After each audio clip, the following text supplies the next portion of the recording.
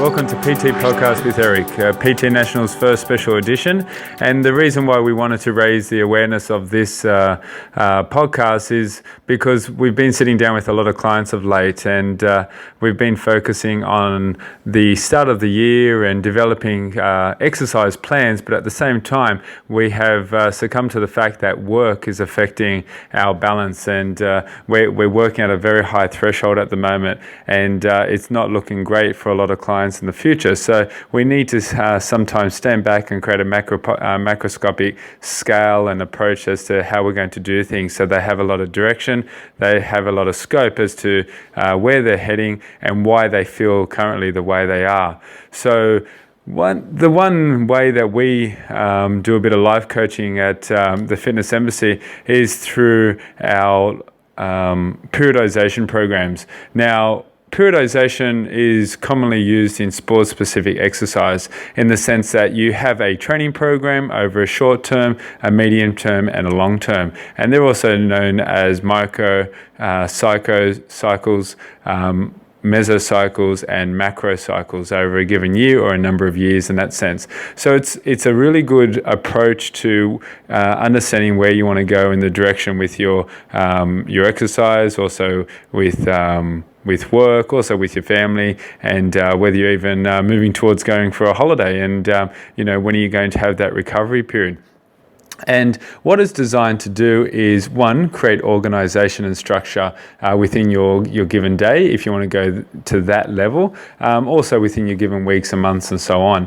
And also, it's a way of understanding why you are currently feeling the way you are. So if you are very tired and run down and it's only the start of the year, you need to stop and reflect as to what actually has taken place, in the months prior to that. So let's say, for example, I'm thinking of one particular client who feels really tired to at this particular time in the working year, and you'd think everyone's sort of 6 weeks in, and you'd think we'd have a lot of energy by now. But if you think of the back end of Christmas with a young family as well, and then you're socializing, you're having the festivities, and then you go away for a couple of weeks, if you're in a position in order to do that, and you're taking care of family life, you're not really actually getting a break amongst yourself, and then you pretty much go back to work again.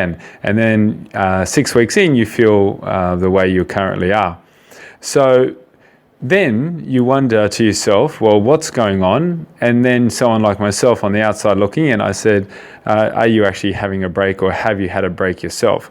So I like to look at everything in terms of intensity levels, okay? And also in terms of a volume. So, how much of that intensity level are you doing over a period of time?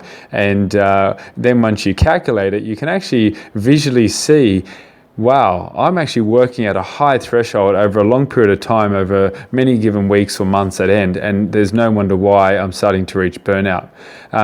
Now, the reason why this is really important, especially coming from my end in focusing on sport-specific and also performance levels, is that your risk of injury is at a very high level. So you're red flagging some high levels of injury that may occur in the near future that can definitely be prevented and minimized in that sense.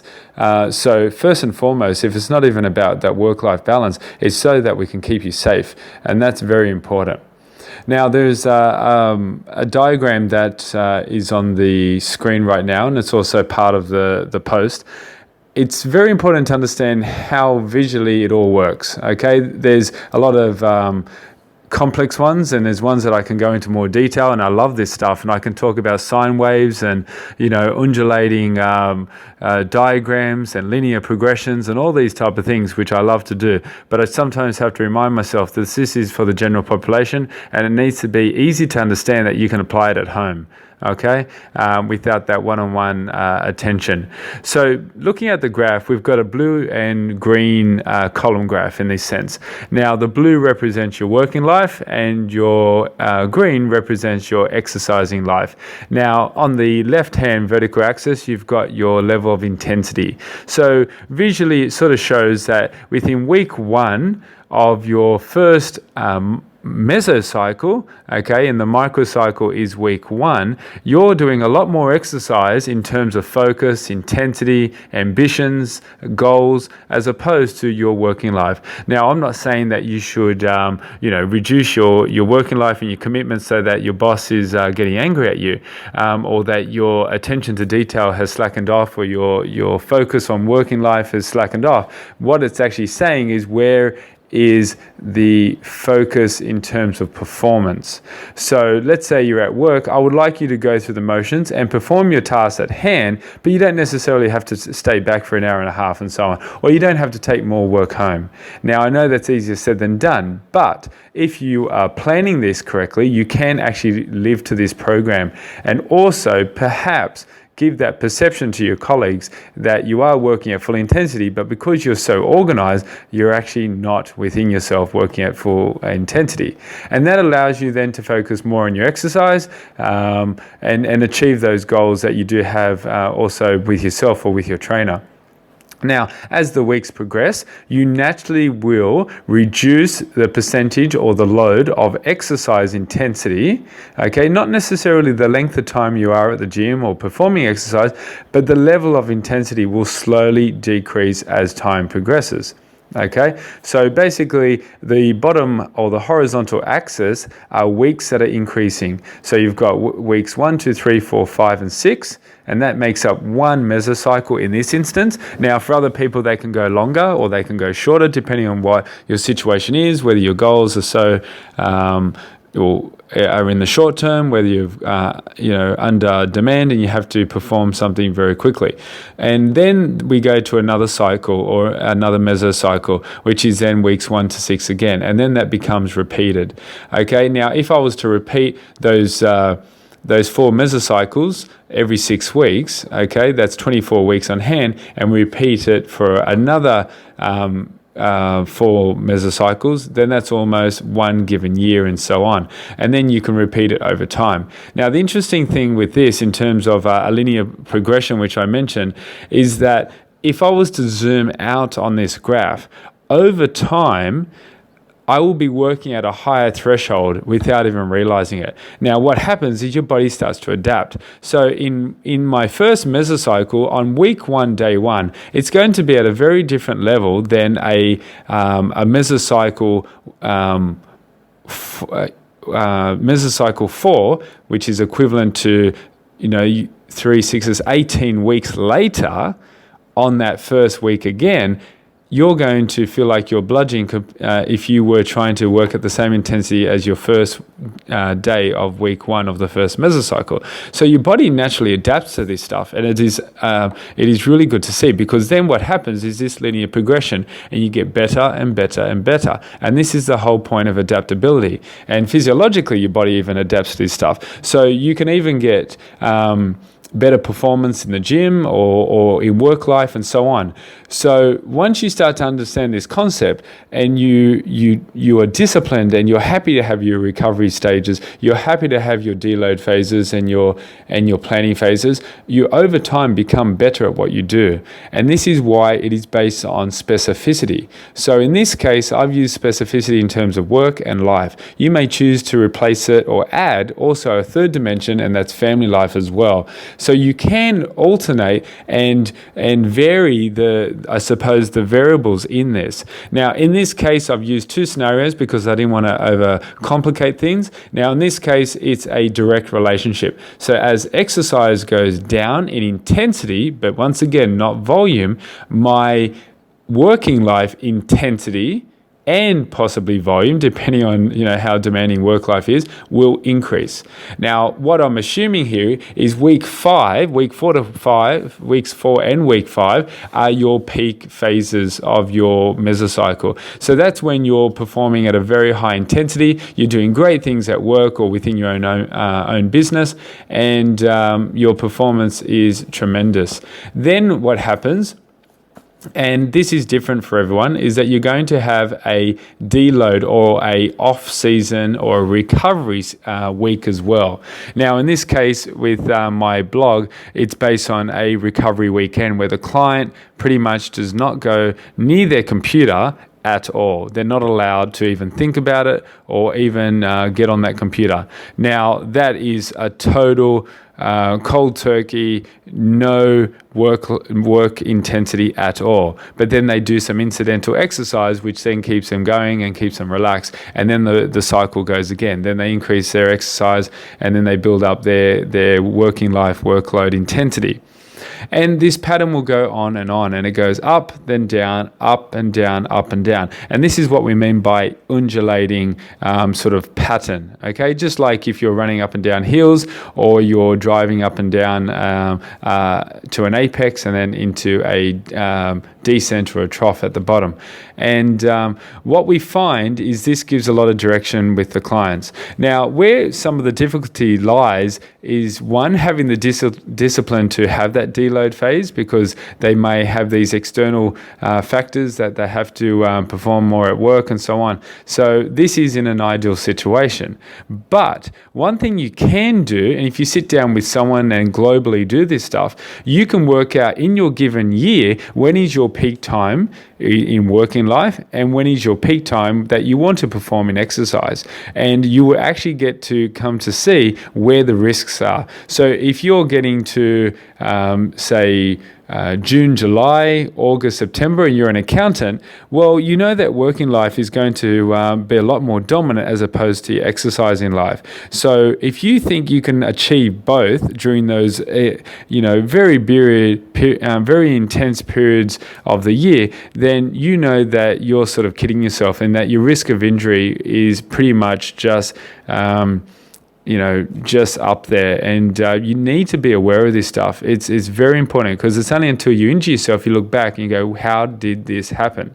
It's quite interesting. I was sitting down with a client of mine who's a barrister, and I was really curious, and I said, so when are the most intense months of your given year? And he said it's the closing stages of the year. So your September, October, November, December. And that's because everyone wants to close up the cases towards the end of the year.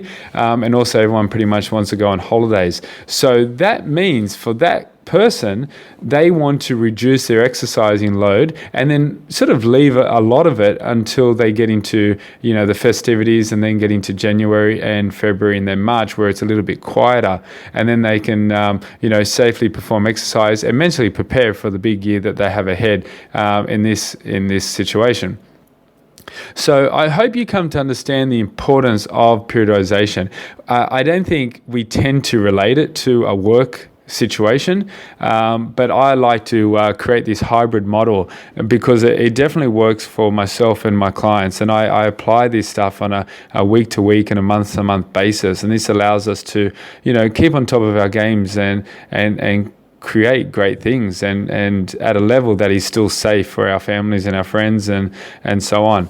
So I would love for you to post any questions that you do have. I know there is quite a large following that actually views and listens to these podcasts, but they sort of are a bit refrain in posting the questions, and that is fine. But when I do actually come across people and they say, hey, the podcasts are really good, I really enjoy listening to them. A lot of people listen to them on the way to work on the train as well, which is really nice that I can be a part of that, times in their life when they try to take input of information and then apply it to their own lives without me actually, directly meeting them face to face most of the time.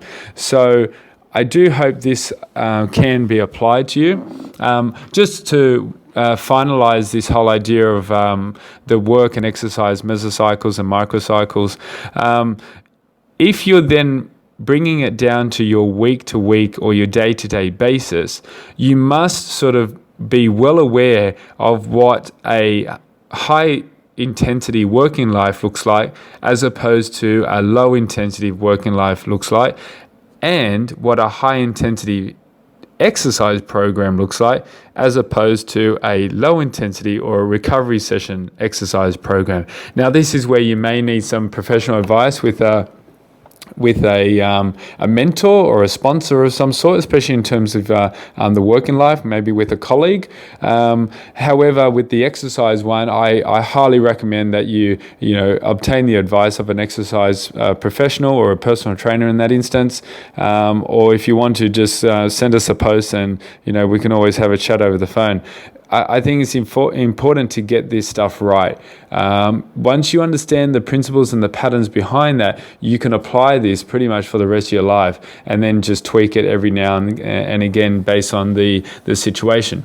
Now, the cool thing with this is it looks very prescribed, and a lot of people think, I don't think I can keep to this. But once you've got this foundation, it actually becomes very agile, and you can have a lot of mobility in the way you do things. So when you can see, like in this case, the barrister's months coming ahead towards the end of the year coming quite high, then he can totally reduce the exercise load in terms of intensity and just turn it into incidental exercise. So these are the exciting things that you can do with periodization programs. There's a lot of stuff on the net that can be quite confusing because no one really relates it to day-to-day lifestyles. It's really a sports-specific application. But I highly recommend that you sit down with some friends, discuss some of this stuff, and work towards creating a work-life balance and do it in a safe manner, but also achieve great results and performance. And we wish you all the best with it. Don't forget to have a read of the blog, which is an extension of what I said in our PT podcast, but at least it gives you in text pretty much what happens.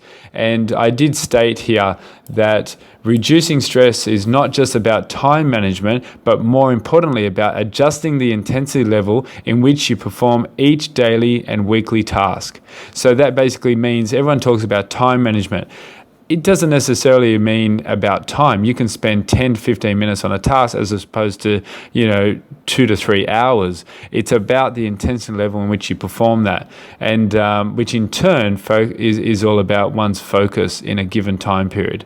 So I wish you all the best, and look forward to session 8 of PT Podcast with Eric.